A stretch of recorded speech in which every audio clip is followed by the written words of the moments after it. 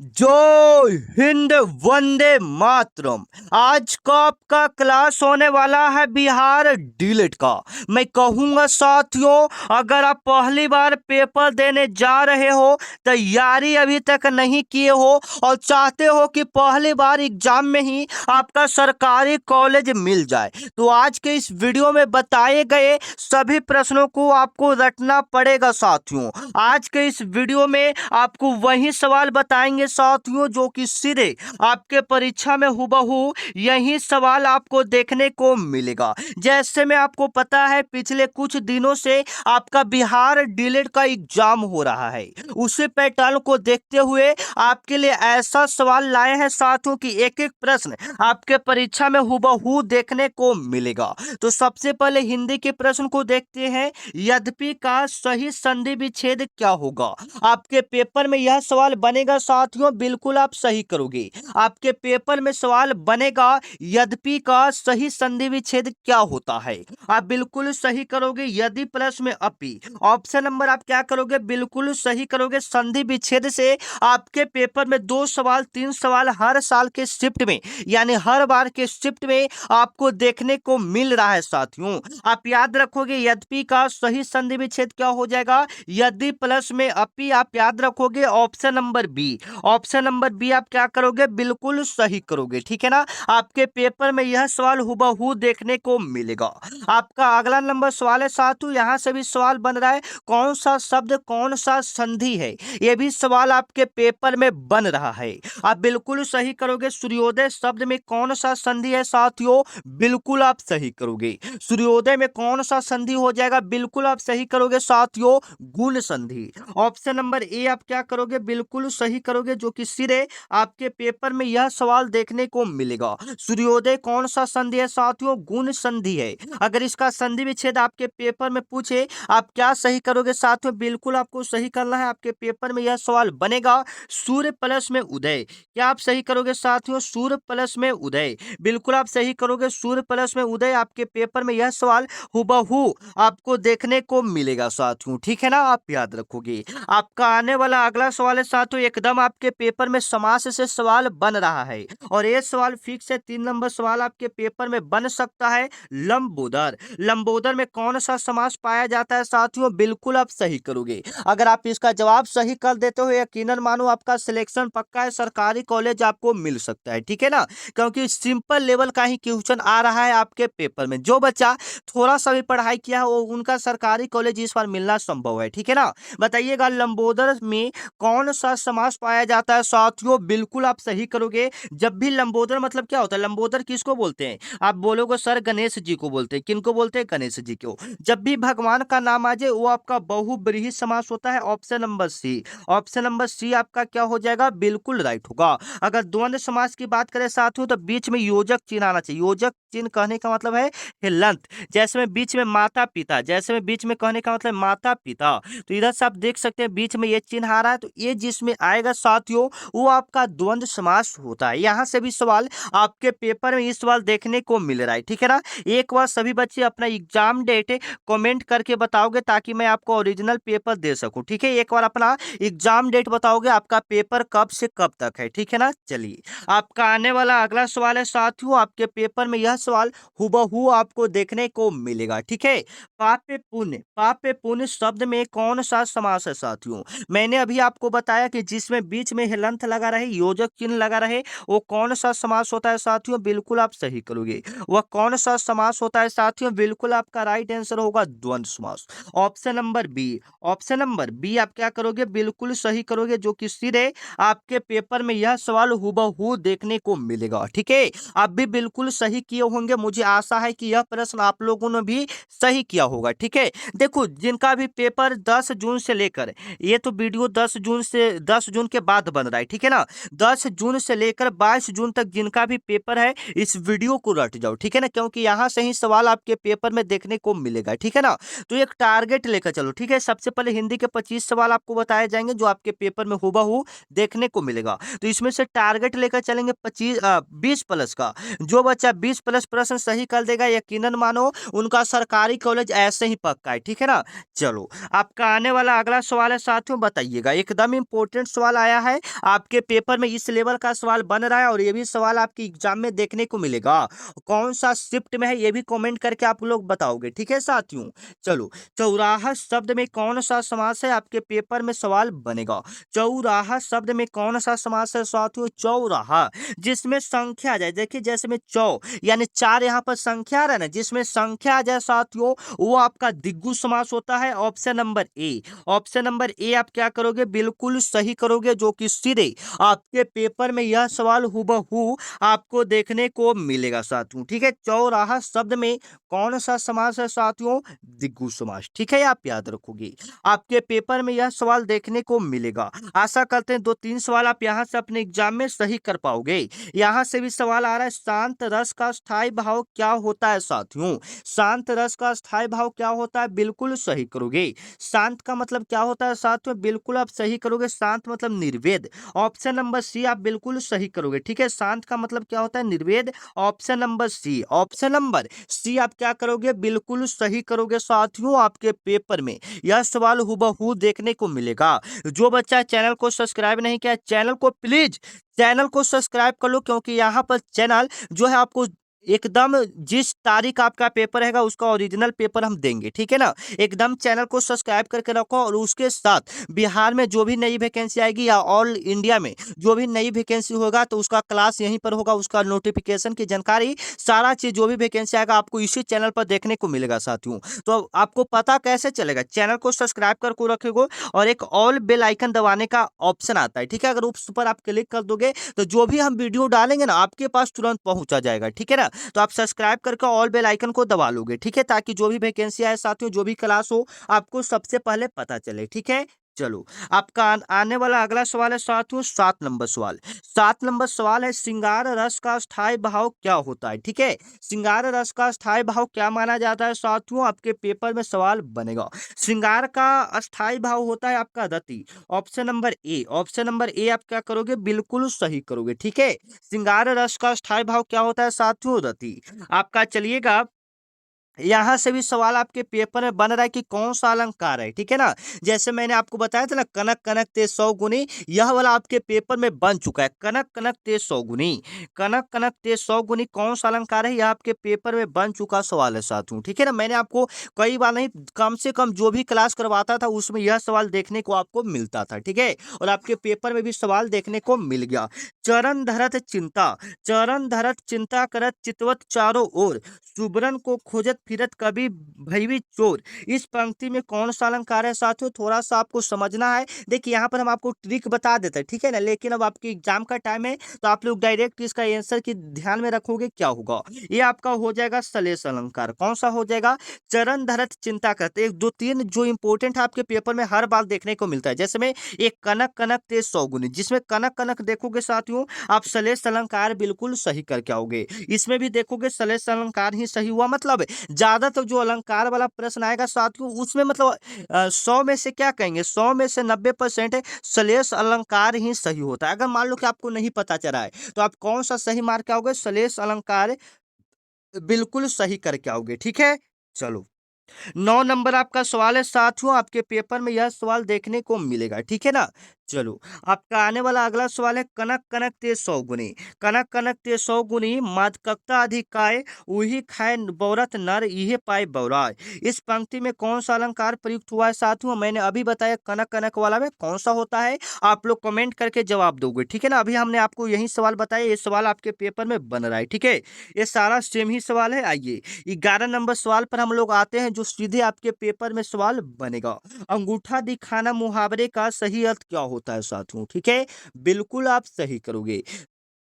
अंगूठा दिखाना मुहावरे का सही अर्थ क्या होता है साथियों, मतलब आपको इनकार करना या वक्त पर धोखा देना। Option number A, option number A आप क्या करोगे, बिल्कुल सही करोगे, जो कि सीधे आपके पेपर में यह सवाल हूबहू आपको देखने को मिलेगा, ठीक है। चलो, आपका 12 नंबर सवाल है साथियों, अपने पैर पर कुल्हाड़ी मारना का क्या अर्थ है? अपने पैर पर कुल्हाड़ी मारने का क्या अर्थ है साथियों? अपना नुकसान स्वयं करना। Option number B, option number B आप क्या करोगे? बिल्कुल सही करोगे, ठीक है। अपने पैर पर कुल्हाड़ी मारना का क्या अर्थ है साथियों? अपना नुकसान स्वयं करना। Option number B, option number B आप क्या करोगे? बिल्कुल सही करोगे, जो कि सीधे आपके पेपर में यह सवाल हुबहू देखने को मिलेगा साथियों, ठीक है। चलो, ऊंट के मुंह में जीरा, ऊंट के मुंह में जीरा लुकोक्ति का सही अर्थ क्या है साथियों? ऊंट के मुंह में जीरा लुकोक्ति का सही अर्थ क्या है साथियों? अगर आपको पता चला है तो इसका जवाब कमेंट में दोगे, ठीक है। ऊंट के मुंह में जीरा यानी बहुत कम मात्रा में वस्तु मिलना, बहुत कम मात्रा में वस्तु मिलना। Option number A, option number ए आपका क्या हो जाएगा? बिल्कुल राइट हो जाएगा, जो कि सीधे आपके पेपर में यह सवाल देखने को मिलेगा। 14 नंबर सवाल है साथियों, अधजल गगरी छलकत जाए का क्या अर्थ है? आपके पेपर में सवाल बनेगा, अधजल गगरी छलकत जाए, इसका अर्थ क्या होता है साथियों? बिल्कुल आप सही करोगे, कम ज्ञान होने पर अधिक दिखावा करना। और ये आपको कब देखने को मिलेगा? अगर इसका एग्जाम्पल जानना चाहते हो, जब आप अपने एग्जाम पर सेंटर पर जाओगे, तो जब वहां पर बच्चे एग्जाम देकर निकलेंगे, तो वहां पर जो बच्चा नहीं भी सही करके आएंगे ना, वो कहेंगे कि हम 120 में 120 प्रश्न सही कर दिए। मतलब कम ज्ञान होने पर वहां पर अधिक दिखावा किया जाएगा। तो आपको दूसरे के बातों में नहीं आना है, ठीक है। कहिए कि रिजल्ट बताएगा, ठीक है। तुम कितना भी प्रश्न सही कर लो, लेकिन रिजल्ट बताएगा, ठीक है। चलो, 15 नंबर आपका सवाल है साथियों, निम्नलिखित में से शुद्ध वाक्य का चयन करें। आपके पेपर में सवाल बनेगा, शुद्ध वाक्य यहाँ पर कौन सा है साथियों, ठीक है ना। उसने एक मोतियों का हार खरीदा, ये सही होगा? नहीं सही होगा। उसने मोतियों का एक हार खरीदा, ये बिल्कुल सही है। Option number B, option number B आपका क्या हो जाएगा? बिल्कुल राइट हो जाएगा साथियों, जो कि सीधे आपके पेपर में यह सवाल देखने को मिलेगा। यहाँ पर भी शुद्ध वाक्य से ज्यादातर सवाल बना रहा है, तो यहाँ पर दो सवाल हम आपके लिए लाए हैं, जो कि दोनों में से कोई एक सवाल पेपर में देखने को मिल सकता है। शुद्ध वाक्य का पहचान करें, यहाँ गाय का शुद्ध दूध मिलता है, ये बिल्कुल सही हो जाएगा। Option number B, option number B आप क्या करोगे साथियों? बिल्कुल सही करोगे, ठीक है। चलो, जो सब कुछ जानता हो वाक्य के लिए एक शब्द क्या होगा? जो सब कुछ जानता हो उसको एक शब्द में क्या कहेंगे साथियों? बिल्कुल आप सही करोगे, सर्वज्ञ। जो सब कुछ जानता हो उसे हम लोग क्या कहते हैं? सर्वज्ञ। Option number B, option number B आप क्या करोगे? बिल्कुल सही करोगे। जो सब कुछ जानता हो उसके लिए एक शब्द में क्या कहेंगे साथियों? सर्वज्ञ कहेंगे। आपका आने वाला अगला सवाल है, जिसका कोई शत्रु न जन्मा हो उसके लिए एक शब्द में बताइए। जिसका कोई शत्रु न जन्मा हो उसके लिए एक शब्द में बताएंगे साथियों, अजात शत्रु। ऑप्शन नंबर ए, अजात शत्रु। ऑप्शन नंबर ए आपका क्या हो जाएगा? बिल्कुल राइट होगा। जिसका कोई शत्रु न जन्मा हो उसके लिए एक शब्द में क्या कहेंगे साथियों? अजात शत्रु कहेंगे, ठीक है ना। चलो, आपका आने वाला अगला सवाल है साथियों, जो आपके पेपर में देखने को मिल सकता है। अंधकार का सही पर्यायवाची शब्द क्या होगा? आपके पेपर में सवाल बनेगा, अंधकार का उल्टा अंधकार को और हम लोग क्या बोल सकते हैं, ठीक है ना। आप बिल्कुल सही करोगे। अंधकार को और हम लोग क्या बोल सकते हैं?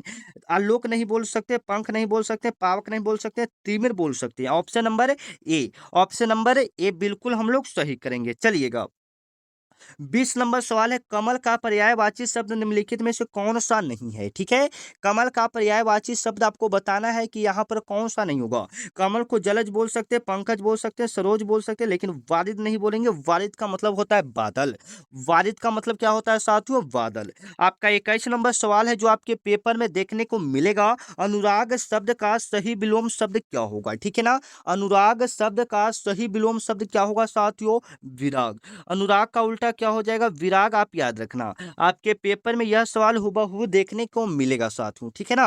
अनुराग का उल्टा क्या होगा साथियों? विराग। अनुराग का उल्टा विराग। आपका चलिएगा अगला नंबर सवाल है, अस्थावर का विलोम शब्द क्या होगा? बिल्कुल मेरे साथ जवाब दोगे। अंधकार अस्थावर का उल्टा क्या होगा साथियों? जंगम होगा। Option number B, option number B आप क्या करके आओगे? बिल्कुल सही करके आओगे। उत्पत्ति के आधार पर शब्द के कितने भेद होते हैं साथियों? आपके पेपर में यह सवाल बनेगा। आप बिल्कुल सही करोगे। उत्पत्ति के आधार पर शब्द के 4 भेद होते हैं। उत्पत्ति के आधार पर शब्द के कितने भेद होते हैं? 4 भेद। एक आपका तत्सम, तद्भव, देशज और विदेशज। आप याद रखना, आपके पेपर में यह सवाल हूबहू देखने को मिलेगा। आग जो शब्द है यह किस प्रकार का शब्द है साथियों? अगर अग्नि वहां पर लिखा रहता, अग्नि, तो अग्नि ये जो लिखा रहता वो आपका तत्सम हो जाता, लेकिन आग लिखा हुआ है तो आग आपका तत्सम नहीं होगा। देशज तो होगा नहीं, विदेशज तो होगा नहीं, तत्सम तो होगा नहीं, तद्भव होगा। Option number B, option number आपका कौन सा सही होगा? ऑप्शन नंबर बी आप बिल्कुल सही करोगे। आप चलोगे 25 नंबर सवाल है साथियों, लक्ष्मण ने पत्र लिखा, वाक्य में कौन सा कारक है? लक्ष्मण ने पत्र लिखा, कर्ता ने यानी लक्ष्मण ने। ये विभक्ति आपको याद रखोगे तो ऑप्शन नंबर ए, कर्ता ने यानी लक्ष्मण ने। देखिए यहाँ पर शूट करा ना, कर्ता ने, लक्ष्मण ने। ठीक है, तो ऑप्शन ए कर्ता कारक हो जाएगा, ऑप्शन नंबर ए बिल्कुल आपका क्या हो जाएगा? सही होगा। तो अब हिंदी में 25 में से कितना प्रश्न सही किए आप लोग कमेंट में जरूर बताओगे। ठीक है, चलो अब हम लोग चलते हैं साथियों सामाजिक अध्ययन की ओर, ठीक है ना, यानी सोशल स्टडीज की ओर, जो कि सीधे आपके पेपर में देखने को मिल सकता है। यंग इटली का स्थापना किसने किया था साथियों? आपके पेपर में यह सवाल देखने को मिलेगा।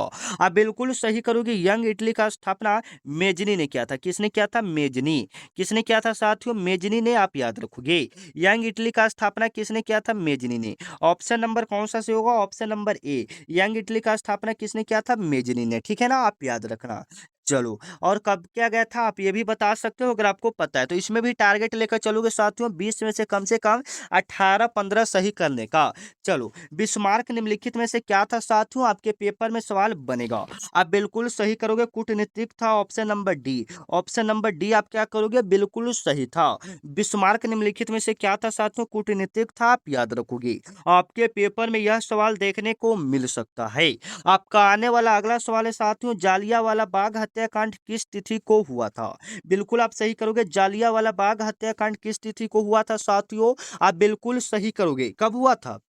जवाब दोगे कमेंट में। 13 अप्रैल 1919 ईस्वी को, option number A. Option number A आप क्या करोगे? बिल्कुल सही करोगे, जो कि सीधे आपके पेपर में यह सवाल हुबहू देखने को मिलेगा। आपका आने वाला अगला सवाल है साथियों, साइमन कमीशन के अध्यक्ष कौन थे? आपके पेपर में यह सवाल बन सकता है, साइमन कमीशन के अध्यक्ष कौन थे? आप बिल्कुल सही करोगे, Saul John Simon. Option number B. Option number क्या सही करोगे? Option number B. चलिएगा, आपका आने वाला अगला सवाल है, हिंद स्वराज पुस्तक के लेखक कौन थे? आपके पेपर में सवाल बनेगा, हिंद स्वराज पुस्तक के लेखक कौन थे साथियों? बिल्कुल आप सही करोगे। ठीक है, आपके पेपर में यह सवाल बन सकता है, हिंद स्वराज पुस्तक के लेखक कौन हैं? Mahatma Gandhi. Option number A. Option number A आप बिल्कुल सही करके आओगे अपने पेपर में। ठीक है ना, चलो, आपका अगला नंबर सवाल है कि भारत में वित्तीय वर्ष कहा जाता है। भारत में वित्तीय वर्ष किसे कहा जाता है? 1 अप्रैल से 31 मार्च तक के समय को हम लोग क्या कहते हैं? वित्तीय वर्ष कहते हैं। ठीक है साथियों, चलो, आपका आने वाला अगला सवाल है कि भारत में किस राज्य की प्रति व्यक्ति आय सबसे अधिक है साथियों? आपके पेपर में यह सवाल बन सकता है। ठीक है, आप याद रखोगे, भारत में किस राज्य का प्रति व्यक्ति आय सबसे अधिक होता है साथियों? बिल्कुल आप सही करोगे, Goa. Option number D. Option number D बिल्कुल आप क्या करके आओगे? बिल्कुल सही करके आओगे। आपका आने वाला अगला सवाल है, काली मिट्टी का दूसरा नाम क्या होता है साथियों? आपके पेपर में सवाल बनेगा, काले मिट्टी का दूसरा नाम क्या होता है? रेगुर मिट्टी। क्या होता है साथियों? रेगुर मिट्टी। ठीक है ना, कालो मिट्टी का दूसरा नाम क्या होता है? रेगुर मिट्टी। Option number B. Option number B आप पूछेगा कि काली मिट्टी में सबसे ज्यादा क्या होता है, तो कपास होता है। ठीक है, याद रखना, इतना तो आपको याद रखना पड़ेगा, आपके पेपर में सवाल देखने को मिल सकता है। ठीक है, चलो, आपका आने वाला अगला सवाल है, संजय गांधी जैविक उद्यान बिहार के किस नगर में स्थित है साथियों? आप बिल्कुल सही करोगे, पटना। 980 एकड़ में फैला हुआ है, जो पटना में चिड़ियाघर है उसका नाम है संजय गांधी जैविक उद्यान। ठीक है, यह सवाल आपके पेपर में आएगा। जो बच्चा पटना के चिड़ियाघर का नाम नहीं जानता वो तो गलती करके आएगा ना, तो आपको पता होना चाहिए पटना चिड़ियाघर का नाम संजय गांधी जैविक उद्यान है। और जो बच्चा मेरे अभी तक व्हाट्सएप ग्रुप को ज्वाइन नहीं किया है, ज्वाइन कर लेंगे। ज्वाइन करने से ये फायदा कि जो भी नई वैकेंसी आएगी साथियों, आपको सबसे पहले ग्रुप में पता चलेगा, एवं जो भी इंपॉर्टेंट क्वेश्चन, जैसे में कभी कभी आपको हम क्वेश्चन उसमें डालते रहते हैं। ठीक है ना, तो वहां पर आपको पता चलते रहेगा। ठीक है, एवं जो भी नई वैकेंसी होगी, जो भी नई क्लास होगी साथियों, आपको सबसे पहले ग्रुप में पता चल जाएगा। तो आप इस नंबर पर बिहार डिलेड लिखकर मैसेज कर देना। ठीक है ना, आपके उसके बाद मेरे तरफ से आपके पास व्हाट्सएप ग्रुप का लिंक चला जाएगा। आपका आने वाला अगला सवाल है साथियों, निम्नलिखित में से कौन सा उद्योग कृषि पर आधारित नहीं है? आपको बताना है, ऑप्शन देकर पकड़ना है कि कौन कृषि पर आधारित उद्योग नहीं है साथियों। जैसे में सूती वस्त्र उद्योग एक कृषि पर आधारित है, तो ये ऑप्शन तो नहीं होगा ना, यहाँ पर नहीं पूछ रहा है। चीनी कृषि आधारित उद्योग है, जूट वस्त्र कृषि आधारित है, लेकिन सीमेंट नहीं है। ऑप्शन नंबर बी यहाँ पर क्या होगा, बिल्कुल सही होगा साथियों। आपका आने वाला अगला सवाल है, 11 नंबर सवाल है, भारत का सबसे बड़ा बंदरगाह कौन सा है? आपके पेपर में सवाल बनना चाहिए, भारत का सबसे बड़ा बंदरगाह कौन सा है? बिल्कुल आप सही करोगे, Mumbai. Option number A, option number ए, बिल्कुल आप सही करोगे। भारत का सबसे बड़ा बंदरगाह कौन सा है साथियों? मुंबई बंदरगाह, ठीक है ना। आपके पेपर में यह सवाल हुबहू देखने को मिलेगा साथियों, ठीक है ना। चलो, आपका 12 नंबर सवाल है साथियों, बिहार में कितने प्रतिशत भौगोलिक क्षेत्र में वन का फैलाव है? आपके पेपर में सवाल बनेगा कि बिहार के कितने प्रतिशत भौगोलिक क्षेत्र में वन का विस्तार है साथियों। बिल्कुल सही करोगे, 7%। बिहार में 7% जमीन पर क्या है साथियों, भौगोलिक क्षेत्र में वन का विस्तार है। आपका आने वाला अगला सवाल है, सुनामी का प्रमुख कारण क्या है? आप बिल्कुल सही करोगे, सुनामी का प्रमुख कारण क्या है साथियों? समुद्र में भूकंप आना, समुद्र में भूकंप आना। Option number A, option number A आप क्या करोगे, बिल्कुल सही करोगे, जो कि सीधे आपके पेपर में यह सवाल देखने को मिलेगा, ठीक है। चलो, 14 नंबर आपका सवाल है, सूचना का अधिकार आंदोलन की शुरुआत, सूचना का अधिकार आंदोलन का शुरुआत कहाँ से हुआ था साथियों? बिल्कुल आप सही करोगे, सूचना का अधिकार जो आंदोलन है वो कहाँ से शुरू किया गया था? राजस्थान, ठीक है ना, Rajasthan. Option number A, option number A, option number A आप बिल्कुल याद रखोगे, ठीक है। चलो, 15 नंबर आपका सवाल है कि भारतीय संविधान के अनुसार भारतवर्ष को क्या घोषित किया गया था? आपको संविधान के हिसाब से बताना है, आपका भारत को क्या घोषित किया गया था साथियों। आपके पेपर में सवाल बनेगा, आप बिल्कुल सही करोगे, धर्मनिरपेक्ष राज्य। Option number D, option number D आप क्या करके आओगे, बिल्कुल सही करके आओगे साथियों। आपका जवाब आते रहना चाहिए। चलो, 16 नंबर आपका सवाल है साथियों, राजनीतिक दलों की नींव सर्वप्रथम किस देश में पड़ी थी? आपको बिल्कुल सही करना है, राजनीतिक दलों का नींव सबसे पहले किस देश में पड़ा था साथियों? बिल्कुल आप सही करोगे, 16 नंबर का क्या सही करोगे, ब्रिटेन। राजनीतिक दलों का नींव सबसे पहले ब्रिटेन में पड़ा था। Option number A, option number ए। आपका आने वाला अगला सवाल है साथियों, निम्नलिखित में से किसे लोकतंत्र का प्राण माना जाता है? ठीक है, आपके पेपर में यह सवाल बन सकता है, बिल्कुल सही करोगे, लोकतंत्र का प्राण किन्हें माना जाता है? तो राजनीतिक दल को। Option number D, option number D आप क्या करोगे, बिल्कुल सही करोगे साथियों। आपके पेपर में यह सवाल हुबहू देखने को मिलेगा। आपका 18 नंबर सवाल है, खूनी रविवार की घटना किस वर्ष हुई थी? खूनी रविवार की घटना कब हुई थी? तो 1905 में, ठीक है। खूनी रविवार की घटना कब हुई थी? 1905 में, आप याद रखना। आपका आने वाला अगला सवाल है साथियों, चिपको आंदोलन निम्नलिखित में से किससे संबंधित है? आप बिल्कुल सही करोगे, चिपको आंदोलन किससे संबंधित है साथियों? तो पेड़ बचाने से। Option number A, option number A, Chipko आंदोलन का संबंध किससे? पेड़ बचाने से। चलो, आपका आने वाला अगला सवाल है साथियों, भारत के किस स्थान पर पहला परमाणु ऊर्जा केंद्र स्थापित किया गया है? ठीक है, आपके पेपर में सवाल बनेगा, भारत में किस स्थान पर पहला परमाणु ऊर्जा केंद्र स्थापित किया गया है? तारापुर। ऑप्शन नंबर डी आप यहाँ पर देख सकते हो, तारापुर में यह किया गया है, ठीक है ना, तारापुर। ऑप्शन नंबर डी आप बिल्कुल सही करके आओगे साथियों, आप अपने पेपर में, ठीक है ना। चलिए, अब हम लोग आते हैं साइंस के प्रश्न की ओर, सोशल स्टडीज का 20 प्रश्न। अब साइंस का भी हम लोग 20 प्रश्न फटाफट देखेंगे साथियों, आप लोग स्कोर करते जाओगे, ठीक है। चलो, जवाब देते जाओगे और आपका एग्जाम डेट कब है ये भी कमेंट में बताओगे, साथ में चैनल को भी सब्सक्राइब कर लोगे। प्रकाश के परावर्तन के कितने नियम होते हैं साथियों? बिल्कुल सही करोगे, 2 नियम। ऑप्शन नंबर बी, प्रकाश के परावर्तन के 2 नियम होता है, या अपवर्तन के भी कितने नियम होते हैं? 2 नियम। आपतन कोण परावर्तन कोण के बराबर होता है और इसके बीच डाला गया अभिलंब तीनों एक ही तल में होता है, ये 2 नियम आपका होता है, ठीक है ना। चलो, आपका आने वाला अगला सवाल है साथियों, जो आपके पेपर में बनेगा हुबहू ये सवाल, ठीक है। समतल दर्पण द्वारा बना प्रतिबिंब हमेशा कैसा होता है? अगर इसका फ्री पीडीएफ चाहते हो, जानकारी और भी लेना चाहते हो, तो टेलीग्राम ग्रुप को ज्वाइन कर सकते हो, ठीक है। डिस्क्रिप्शन में उसका लिंक डाला गया है। समतल दर्पण द्वारा बना प्रतिबिंब हमेशा कैसा होता है साथियों? बिल्कुल आप सही करोगे, काल्पनिक और सीधा, काल्पनिक और सीधा। Option number B, option number क्या सही करके आओगे? ऑप्शन नंबर बी, समतल दर्पण द्वारा बना प्रतिबिंब हमेशा कैसा होता है? काल्पनिक और सीधा, ठीक है। चलो, आपका आने वाला अगला सवाल है साथियों, मानव नेत्र के किस भाग पर किसी वस्तु का प्रतिबिंब बनता है उसे हम लोग क्या कहते हैं? मानव नेत्र के जिस भाग पर किसी वस्तु का प्रतिबिंब बनता है साथियों, उससे हम लोग क्या कहते हैं? उससे हम लोग रेटिना या दृष्टि पटल कहते हैं। Option number D, option number D. आपका 4 नंबर आपका सवाल है साथियों, विभवांतर का एसआई मात्रक क्या होता है? बिल्कुल आप सही करोगे, विभवांतर का एसआई मात्रक क्या होगा? वोल्ट होगा ना। Option number D, option number D. Joule किसका होगा साथियों? काज का एसआई मात्रक जूल होगा। शक्ति का एसआई मात्रक क्या होगा? वाट। विद्युत धारा का एसआई मात्रक क्या होगा? एम्पियर। आप याद रखना, आपके पेपर में यह सवाल देखने को मिलेगा।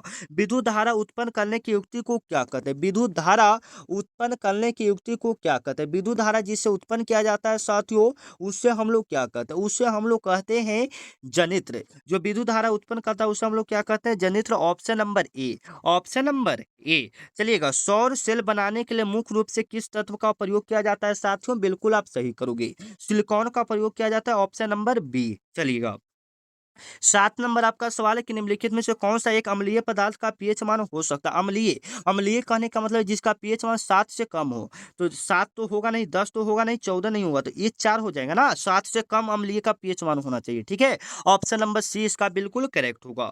8 नंबर सवाल है साथियों, शुद्ध जल का पीएच मान कितना होता है? 7 होता है। प्योर वाटर का पीएच मान 7 होता है, आप याद रखिएगा। खून का पीएच मान 7.4। लोहे को जिंक से लेपित करने की प्रक्रिया को क्या कहते हैं? ठीक है ना, बिल्कुल आप सही करोगे, गैल्वेनीकरण कहते हैं। Option number B, option number B आप बिल्कुल सही करोगे, ठीक है। आधुनिक आवर्त सारणी में कुल कितने वर्ग होते हैं साथियों? ठीक है, आधुनिक आवर्त सारणी में कुल कितने वर्ग होते हैं साथियों? बिल्कुल सही करोगे, 18।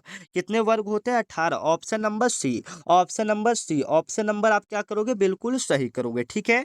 चलो, आपका आने वाला अगला सवाल है साथियों, बायोगैस या गोबर गैस का मुख्य घटक निम्नलिखित में से कौन सा है? ठीक है, बिल्कुल आप लोग सही करोगे। बायोगैस या गोबर गैस का मुख्य घटक निम्नलिखित में से कौन सा साथियों? Methane. Option number B, option number आप क्या सही करोगे? ऑप्शन नंबर बी, ठीक है। चलो, साधारण नमक का रासायनिक सूत्र क्या होता है साथियों? बिल्कुल आप सही करोगे, NaCl, NaCl, ठीक है। साधारण नमक का रासायनिक सूत्र क्या होता है? NaCl, आप याद रखोगे, ठीक है ना। चलो, 13 नंबर आपका सवाल है कि पत्तियों में गैसों का आदान प्रदान किसके द्वारा होता है साथियों? रंध्र यानी स्टोमेटा के द्वारा होता है। Option number B. पौधों में जाइलम किसके लिए उत्तरदायी होता है साथियों? तो जाइलम, ज से जाइलम, ज से जल। Option number B. फ्लोएम पूछेगा तो भोजन याद रखोगे। ऑप्शन नंबर ए। आपका आने वाला अगला सवाल है, मानव हृदय में कितने कोष्ठक होते हैं साथियों? बिल्कुल आप सही करोगे, ठीक है। मानव हृदय में कितने कोष्ठक होते हैं? 4। ऑप्शन नंबर कौन सा सही है? Option number C. आपका आने वाला अगला सवाल है कि रक्त का थक्का बनाने में कौन सी कोशिकाएं सहायक होते हैं? रक्त का थक्का कौन सी कोशिकाएं बनाती है साथियों? बिल्कुल आप सही करोगे, ठीक है। रक्त का थक्का कौन सा कोशिका बनाता है? बिल्कुल सही करोगे, प्लेटलेटस रक्त पट्टिकाणु बनाता है, ठीक है। चलो, इंसुलिन की कमी से कौन सा रोग होता है साथियों? बिल्कुल सही करूंगी, इंसुलिन की कमी से कौन सा रोग होता है? ठीक है, इंसुलिन की कमी से आपको मधुमेह, डायबिटीज होता है। Option number C. आपका आने वाला अगला सवाल है, निम्नलिखित में से किसी कोशिका का ऊर्जा गृह या पावर हाउस भी कहा जाता है? ठीक है, माइट्रोकॉन्ड्रिया को। ऑप्शन नंबर सी, ठीक है साथियों। चलो, 19 नंबर सवाल है, ओजोन परत वायुमंडल के किस भाग में पाई जाती है? ओजोन परत वायुमंडल के किस भाग में पाई जाती है साथियों? बिल्कुल आप सही करोगे, समताप मंडल। Option number B. चलिएगा, 20 नंबर सवाल है, आज का आखिरी सवाल है, मनुष्य के जोड़े में कितने गुणसूत्र पाए जाते हैं? आपके पेपर में पूछा जाएगा कि मनुष्य में कितने जोड़े गुणसूत्र पाए जाते हैं। अगर संख्या की बात करेगा तो 46 संख्या पाया जाता है। अगर जोड़ा की बात करेंगे तो 23 जोड़ा आपका क्या पाया जाता है? गुणसूत्र पाया जाता है। Option number C, option number C. आप क्या करोगे साथियों? बिल्कुल राइट करोगे। चलिए, मिलते हैं नेक्स्ट वीडियो में, तब तक के लिए जय हिंद, वंदे मातरम।